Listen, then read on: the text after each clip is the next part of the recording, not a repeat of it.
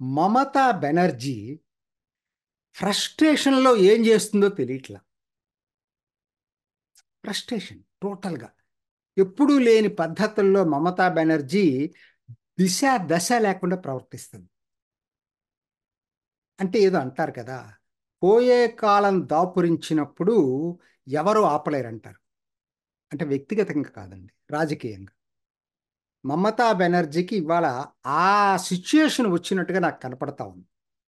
ఎందుకంటే ఇవాళ మరి ఆవిడ ముషిరాబాద్లో ఆవిడ మాట్లాడిన పబ్లిక్ మీటింగ్లో ఆశ్చర్యకరంగా రామకృష్ణ మిషన్ని, భారత్ సేవక్ సమాజ్ని, తర్వాత ఇస్కాన్ని, హిందూ సేవా సంస్థలండి. ఇవి కరెక్ట్గా ఒక మాటలో చెప్పాలంటే ఇవన్నీ హిందూ సేవా సంస్థలు. వీటికి వ్యతిరేకంగా మాట్లాడటం అనేది ఎంతవరకు బెంగాల్ ప్రజలు హర్షిస్తారు?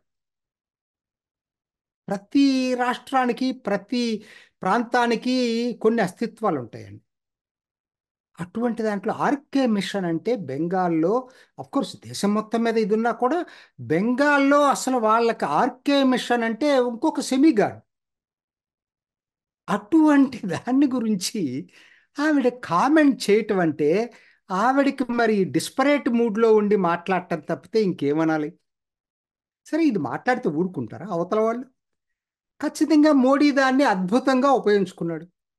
నెక్స్ట్ డే మీటింగ్ జరిగిన చోట మోడీ అసలు ఇదేమిటిది, ఆర్కే మిషన్కి వ్యతిరేకంగా మాట్లాడటమా, సాధువులకు వ్యతిరేకంగా మాట్లాడటమా, మమతా దీదీని హెచ్చరించాడు. సహజం. ఇప్పుడు ఆవిడ మాట్లాడింది, ఆవిడ అవకాశం ఇచ్చింది ఆవిడ. సో కాబట్టి ఏది ఏమైనా ఆర్కే మిషన్ లాంటి అందరికీ తెలుసు ఎంత సేవా తత్పరతతోటి పనిచేసే సంస్థలు అవి. స్వామి వివేకానంద స్ఫూర్తితోటి పనిచేసే సంస్థ అది. దాని మీద కామెంట్ చేయటం అనేది తప్పు.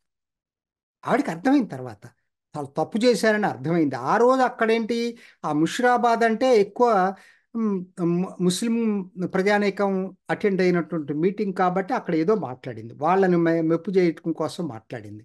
తర్వాత అర్థమైంది ఆవిడకి, చాలా ఇది నాకు రాజకీయంగా చాలా పెద్ద ప్రమాదకరమైనది వస్తుందని నాలుగు ఖర్చుకొని నేను మొత్తం ఇన్స్టిట్యూషన్స్ అనలేదు, అందులో కొంతమంది వ్యక్తులను అన్నాను.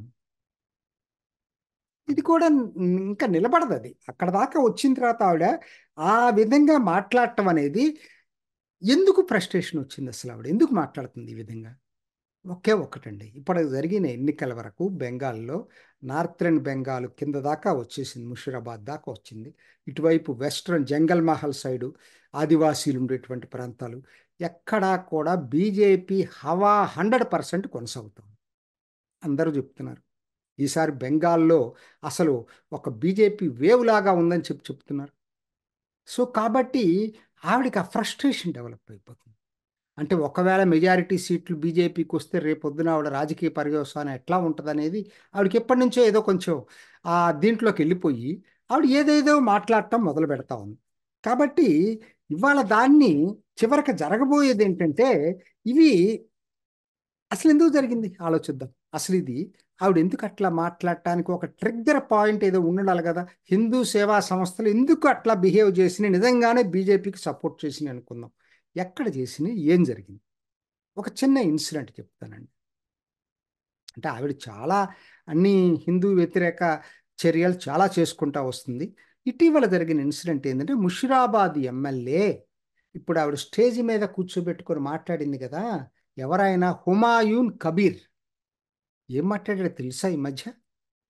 ముషిరాబాద్లో 70% మంది ముస్లింలు, 30% మంది హిందువులు, మొక్కలు మొక్కలు నరిగి నేను భగీరథ నదిలో పడేస్తాను. అంటే ఒకనాడు అక్బరుద్దీన్ ఒవైసీ ఇక్కడ నిర్మల్లో ఎక్కడికో వెళ్ళి మాట్లాడాడు కదా, భైన్సా పక్కన ఎక్కడికో వెళ్ళి, అదే పద్ధతుల్లో ఇవాళ హుమాయూన్ కబీర్ మాట్లాడాడు అక్కడ. మరి దాన్ని ఖండించిందా మమతా బెనర్జీ? ఆయన్ని పక్కన కూర్చొని మీటింగ్ ఎట్లా చెప్తుంది? మరి యువతల వాళ్ళకి కోపం రాదా? అది బీజేపీని ఎందుకు అనుకోవాలి? హిందువుల్ని అలా అన్నందుకు ఈ కార్తీక్ మహారాజ్ ముషిరాబాద్లో ఉంటాడు, ఆయన భారత్ సేవక్ సమాజ్కి సంబంధించిన వ్యక్తి. ఆయన వైల్డ్గా రియాక్ట్ అయ్యాడు. రియాక్ట్ అవటం సహజ, అది హిందూ సంస్థ. అది హిందువులు మొక్కలు మొక్కలు నరుకుతారంటే రియాక్ట్ అవుతారు. దానికి మమతా బెనర్జీ ఏంటంటే హిందూ బీజేపీ, హిందూ అనగానే హిందువుల్ని రక్షించడానికి ఎవరు మాట్లాడినా కూడా అది బీజేపీ బీజేపీ అని చెప్పి వెంటనే కనెక్షన్ ఇస్తుంది రాజకీయంగా. వాళ్ళు సాధువులు, వాళ్ళు హిందూయిజం మీద ఆవిడ మాట్లాడింది కాబట్టి ప్రతిస్పందించారు. వైల్డ్గానే ప్రతిస్పందించవచ్చు.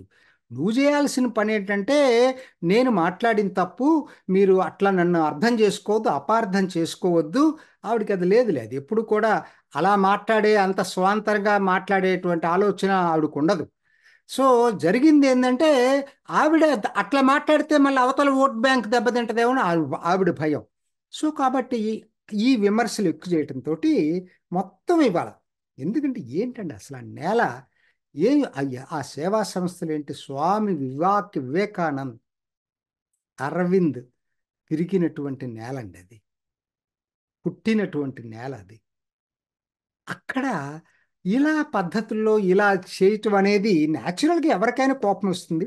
ఆవిడ ఎంత డిస్పరేట్ మూడ్లో ఉందంటే, నిన్నో మొన్నో సువేందు అధికారి, మరి లీడర్ ఆఫ్ అపోజిషన్ అక్కడ బెంగాల్లో బీజేపీ నాయకుడు, ఆయన ఆఫీసు మీద పోలీసుల చేత దాడి చేయించింది.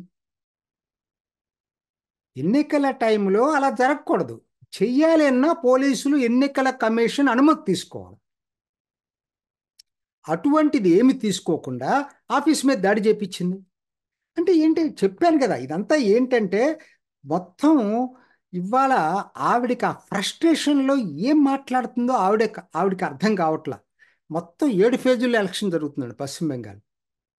చిన్న రాష్ట్రం అయినా, యూపీ అంత పెద్ద రాష్ట్రం కాకపోయినా, మహారాష్ట్ర పెద్ద రాష్ట్రం కాకపోయినా, 42 పార్లమెంట్ సీట్లున్న 7 ఫేజుల్లో ఎందుకు జరుగుతుందంటే, హింస ఎక్కువగా ఉన్నటువంటి, సమస్యాత్మక ప్రాంతాలు ఎక్కువగా ఉన్నటువంటి రాష్ట్రంగా ఎన్నికల కమిషన్ పశ్చిమ బెంగాల్ని గుర్తించింది.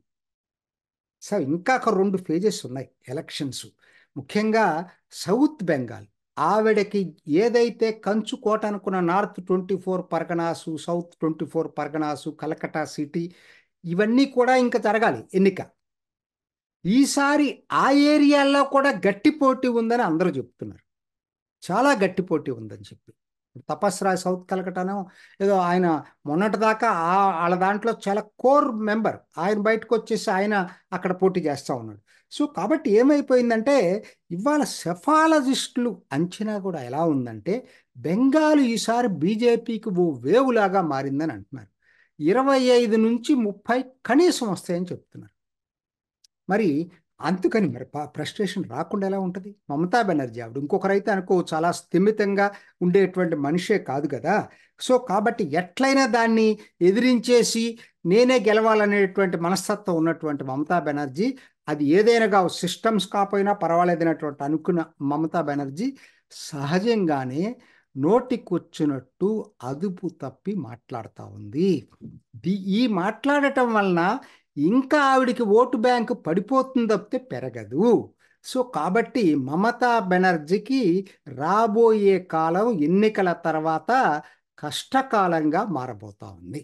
చూసారు కదండి, మరి ఈ వీడియో కనుక మీకు నచ్చినట్లయితే ఒక లైక్ కొట్టేసి మీ అభిప్రాయాన్ని కూడా కామెంట్ బాక్స్లో తెలియజేస్తూ ఇలాంటి ఇంట్రెస్టింగ్ అప్డేట్స్ కోసం మా ఛానల్ని సబ్స్క్రైబ్ చేసుకోండి.